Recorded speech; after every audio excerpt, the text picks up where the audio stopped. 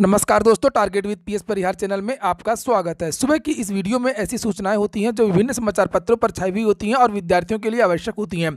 तो आइए शुरू करते हैं और देख लेते हैं कि आज के समाचार पत्रों में ऐसी कौन कौन सी सूचनाएं हैं। तो वीडियो को जल्दी से लाइक कर दें, शेयर कर दें और जिन छात्रों ने चैनल को अभी भी सब्सक्राइब ना किया हो तो जल्दी से सब्सक्राइब कर लें ताकि आप लोगों को भी इसी प्रकार के ऑथेंटिक अपडेट सबसे पहले मिलती रहे। आगे बढ़ने से पहले एक और सूचना उन विद्यार्थियों की है जो विद्यार्थी प्राथमिक शिक्षक भर्ती की तैयारी कर रहे हैं, यानी कि सुपर टीईटी की तैयारी कर रहे हैं। वे सभी अभ्यर्थी चक्षु प्रकाशन की इस बेस्ट बुक को ले सकते हैं। इसमें 5000 से ज़्यादा बहुविकल्पीय प्रश्न दिए हुए हैं। इसी पुस्तक में आपको 4 महीने का करंट अफेयर भी मिलेगा और इसी पुस्तक में 2019 और 2018 जो 68,500 शिक्षक भर्ती और 69,000 शिक्षक भर्ती हुई थी उसका पूरा सॉल्व पेपर भी इसमें दिया हुआ है। और इसी पुस्तक में यह भी बताया गया कि किस भाग से कितने क्वेश्चन 2019 में और 2018 में पूछे गए थे, कौन कौन से प्रश्न किस किस भाग से आते हैं, ये सब कुछ इस पुस्तक में बताया गया। काफ़ी अच्छी पुस्तक है। सभी कापी किताबों की दुकानों में आपको ये पुस्तक मिल जाएगी और अगर आप लोग ऑनलाइन मंगवाना चाहते हैं तो उसकी भी लिंक मैंने डिस्क्रिप्शन बॉक्स में दे दी है। अभी जो आप देख रहे थे पुस्तक वो थी यहाँ पर संपूर्ण स्टडी बुक, ये देखिए लिखा हुआ है। और अगर आप लोग चाहें तो केवल प्रैक्टिस सेट भी ले सकते हैं। यहाँ पर आपको प्रैक्टिस सेट भी देखने को मिलेगी, इसकी भी लिंक मैंने डिस्क्रिप्शन बॉक्स में दे दी है। चलिए शुरू करते हैं आज की सूचनाओं को। और आज की जो सबसे ज़्यादा सूचनाएं हैं वो है यूपी ट्रिपल एससी की। यूपी ट्रिपल एससी की काफ़ी कुछ जानकारी आज के समाचार पत्रों में दी गई है। जैसे सबसे पहली जो सूचना है वो एक साथ होगी प्राधिकरण व राजस्व लेखपाल की भर्ती। राजस्व लेखपाल भर्ती का विज्ञापन किसी भी दिन जारी हो सकता है। विज्ञापन अंतिम चरण में है और उसमें कुछ और पद जोड़े गए हैं। इसके बारे में यहाँ पर लिखा हुआ है कि अधीनस्थ सेवा चयन आयोग राजस्व लेखपाल के साथ औद्योगिक विकास प्राधिकरणों में रिक्त लेखपाल के पदों पर भी भर्ती करेगा। दोनों विभागों के 7,907 रिक्त पदों पर भर्ती के लिए आवेदन मांगने की तैयारी है। इनके संशोधित भर्ती प्रस्ताव आयोग को मिल गए हैं। राजस्व लेखपाल के 7,896 रिक्त पदों पर भर्ती होनी है। लंबी कवायद के बाद राजस्व परिषद ने आयोग को बिना ट्रिपल सी रिक्त पदों को भरने का संशोधित प्रस्ताव भेज दिया है। अब माध्यमिक शिक्षा परिषद की इंटरमीडिएट परीक्षा, ये सरकार द्वारा इसके समकक्ष परीक्षा उत्तीर्ण व्यक्ति राजस्व लेखपाल के लिए आवेदन कर सकेगा। केवल इंटरमीडिएट की योग्यता रखी गई है, यानी कि ट्रिपल सी को हटा दिया गया। हटा क्या दिया गया? चर्चाएं थी पहले भी, ट्रिपल सी इसमें नहीं मांगा जाता रहा है। यहाँ पर लिखा हुआ है कि इसके अलावा औद्योगिक विकास विभाग ने विकास प्राधिकरणों में लेखपालों के रिक्त 11 पदों के लिए भी भर्ती प्रस्ताव भेजा गया है। प्राधिकरणों में लेखपाल भर्ती के लिए आवेदन को इंटरमीडिएट के साथ में ट्रिपल सी व लेखपाल प्रशिक्षण संस्थान से प्रशिक्षित होना अनिवार्य है। विज्ञापन एक साथ निकलेगा। योग्यता में थोड़ा सा बदलाव किया गया है। यहाँ पर लिखा हुआ कि लेखपाल भर्ती जो सामान्य लेखपाल की है, राजस्व लेखपाल की है, उसमें तो ट्रिपल सी नहीं मांगा गया है, लेकिन जो प्राधिकरणों में लेखपाल भर्ती के लिए जो 11 पद यहाँ पर जोड़े गए हैं उसमें इंटरमीडिएट के साथ में ट्रिपल सी को रखा गया है। ये देखिए, इस तरह राजस्व व विकास प्राधिकरणों के 7,907 लेखपालों के रिक्त पदों पर भर्ती की तैयारी है। तो लेखपाल भर्ती के जो विज्ञापन, इसके बारे में आजकल समाचार पत्रों में कुछ ज़्यादा ही जानकारियां मिल रही हैं, सोशल मीडिया के माध्यम से भी और समाचार पत्रों के माध्यम से भी। और इसका जो विज्ञापन लगभग 100% तय हो चुका है कि दिसंबर के महीने में, यानी कि इसी महीने में या इसी वीक आपका जो विज्ञापन है या अगले वीक जरूर आ जाएगा। और यूपी ट्रिपल एससी की और भी जानकारी हैं, हालांकि इन सभी के लिए मैंने कल वीडियो बना दिए थे और कल ही मैंने आप लोगों को इसके बारे में जानकारी दी थी। जैसे कि जूनियर इंजीनियर 2018 की भर्ती की जो डेट है वो घोषित कर दी गई है। फॉर्म को संशोधन करने का मौका दिया गया है। 27 तारीख तक विद्यार्थी फॉर्म में संशोधन भी कर सकते हैं जिनकी फॉर्म में समस्या है। वहीं पर महिला स्वास्थ्य कार्यकर्ता का जो विज्ञापन निकला हुआ उसके बारे में भी यहाँ पर जानकारी दी गई थी। कल नोटिस जारी हुई थी। औपबंधिक व जांच के दायरे वाले भी मुख्य परीक्षाओं में कर सकेंगे आवेदन। अधीनस्थ सेवा चयन आयोग का फैसला और आदेश जारी हो चुका है। असल में जो मामला है, जो नोटिस कल जारी हुई थी, वो यहाँ पर लिखा हुआ है कि आयोग की पीईटी में 1280 अभ्यर्थियों को प्रोविजनल शामिल होने की अनुमति दी गई थी और इसके अलावा 58 अभ्यर्थी जांच के दायरे में हैं। आयोग की बीते दिनों हुई बैठक में यह तय हुआ है कि आयोग के स्तर पर जांच के अधीन व औपबंधिक श्रेणी के ये जो विद्यार्थी हैं, अभ्यर्थियों के प्रकरण में जब तक निर्णय नहीं लिया जाता है, ऐसे अभ्यर्थियों को तब तक विभिन्न मुख्य परीक्षाओं में औपबंधिक रूप से शामिल होने की अनुमति दे दी जाए। आयोग के सचिव आशुतोष मोहन अग्निहोत्री ने बताया कि ऐसे अभ्यर्थियों की मुख्य परीक्षा के लिए शॉर्ट लिस्टिंग व चयन संबंधी आगे की कार्रवाई आयोग द्वारा की जा रही जांच के परिणाम व अन्य निर्णय के अधीन होगी। अगली सूचना नई प्राथमिक शिक्षक भर्ती की है। इतनी कड़ाके की सर्दी पड़ रही है और ये विद्यार्थी 7 तारीख से लगातार लखनऊ में अपना धरना प्रदर्शन जारी किए हुए हैं। दिन रात ये विद्यार्थी इको गार्डन पर रुके हुए हैं, देख सकते हैं ये रात की तस्वीरें हैं। और इन विद्यार्थियों की मांग है कि सरकार जल्दी से जल्दी प्राथमिक शिक्षक भर्ती के जो विज्ञापन है वो जारी कर दे। और कल लखनऊ में एक बहुत बड़ा धरना प्रदर्शन भी ये विद्यार्थी करने वाले हैं 23 तारीख को, याद रखिएगा। अगर आप लोग चाहते हैं कि प्राथमिक शिक्षक भर्ती का विज्ञापन जारी हो तो इन विद्यार्थियों का साथ दे सकते हैं। इन विद्यार्थियों के साथ आप नहीं दे रहे हैं, आप अपना साथ दे रहे हैं। और यह बात समझ से परे है कि जब 22,000 सीटें 68,500 शिक्षक भर्ती की खाली हैं, 51,000 के लिए सरकार ऑलरेडी हलफनामा लगा चुकी है। प्राथमिक शिक्षक भर्ती में हर साल 12-13,000 जो शिक्षक है वो रिटायर होते हैं, पद रिक्त होते हैं, तो सरकार भर्तियां कर क्यों नहीं रही है। अगली जो सूचना है वो है पीएम को ज्ञापन देने निकले 27 छात्र नेता गिरफ्तार। ये विद्यार्थी पीएम से मिलने की मांग कर रहे थे और इन विद्यार्थियों की बहुत सारी मांगी थी। अलग अलग मंच के ये छात्र थे और बहुत सारे छात्र नेताओं को कल गिरफ्तार किया गया, यानी कि नज़रबंद किया गया। लिखा कार्यक्रम के बाद देर शाम इन सभी छात्रों को रिहा कर दिया गया, जिसे आप लोग यहाँ पर देख सकते हैं। इलाहाबाद विश्वविद्यालय में यूनियन हॉल पर छात्र संघ की बहाली की मांग को लेकर के संयुक्त संघर्ष समिति का प्रदर्शन छात्र नेता अजय यादव सम्राट की अगुवाई में 518वें दिन भी जारी रहा। इलाहाबाद विश्वविद्यालय में लगातार 518 दिन से ये प्रदर्शन चल रहा है। इन विद्यार्थियों का मंगलवार को पीएम मोदी के शहर में होने पर अनशन कर रहे छात्र नेता ज्ञापन देने निकले थे। विश्वविद्यालय परिसर से बाहर निकलते ही पहले चौकन्नी पुलिस ने इन्हें घेर लिया। छात्र नेताओं का आरोप है कि इस दौरान पुलिस ने उन पर राइफल तान दी। पुलिस ने 27 छात्र नेताओं को गिरफ्तार कर लिया और देर शाम प्रधानमंत्री के कार्यक्रम की समाप्ति के बाद इन सभी छात्रों को रिहा कर दिया गया। और भी बहुत सारे छात्रों को यहाँ पर लिखा हुआ है नजरबंद किया गया, जिनमें सपा की नेत्री ऋचा सिंह और अदील हमजा, अखिलेश गुप्ता, इनके भी नाम लिखे हैं। और युवा मंच ने कल कैंडल मार्च भी निकाला था। प्रधानमंत्री के शहर से जाते युवा मंच कार्यकर्ताओं ने मंगलवार शाम सलोरी में सड़क पर उतरकर कैंडल मार्च निकाला।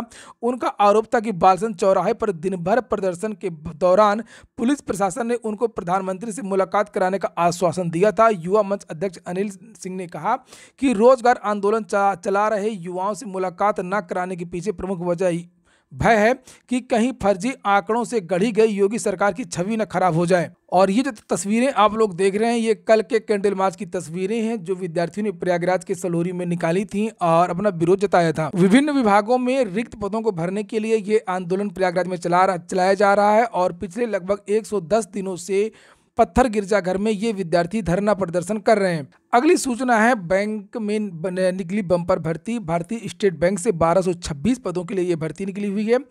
और आपको बता दूं कि अगर आप लोगों ने चैनल को सब्सक्राइब ना किया हो तो चैनल को सब्सक्राइब अवश्य कर लें और वीडियो को देखते ही लाइक कर दिया करें। सर्कल आधारित अधिकारी सीबीओ की भर्ती है। न्यूनतम उम्र 21 से 30 वर्ष मांगी गई है। और अधिक जानकारी के लिए आप लोग इस वेबसाइट पर देख सकते हैं बैंक.sbi और हैश है और कैरियर्स, यहाँ पर जाकर के आप लोग जो ऑफिशियल नोटिफिकेशन है उसको देख सकते हैं और अपनी योग्यता के अनुसार इसका आवेदन कर सकते हैं। सब कुछ यहाँ पर लिखा हुआ है कि जो ऑनलाइन परीक्षा है वो जनवरी 2022 में संभावित है। एडमिट कार्ड 12 जनवरी को आ जाएंगे, 22 से आप लोग डाउनलोड कर सकते हैं। अगर योग्यता की बात करें तो इसमें केवल और केवल स्नातक की योग्यता रखी गई है। जिला न्यायाधीश के पदों के लिए भी भर्ती निकली है पटना हाई कोर्ट से। यहाँ पर देखिए जिला न्यायाधीश के एंट्री लेवल कुल 18 पद हैं। अधिकतम आयु 35 वर्ष ही रखी गई है। वेतनमान लिखा हुआ है, इसके लिए भी यहाँ पर वेबसाइट है patnahighcourt.gov.in। इस वेबसाइट पर जाकर के आप लोग विस्तृत नोटिफिकेशन देखिए और अपनी योग्यता के अनुसार आप लोग 20 तारीख के पहले आवेदन कर सकते हैं। भारतीय वायुसेना एयरफोर्स से भी भर्ती आ गई है। एयरफोर्स कॉमन एडमिशन टेस्ट, ये देखिए लिखा हुआ AFCAT।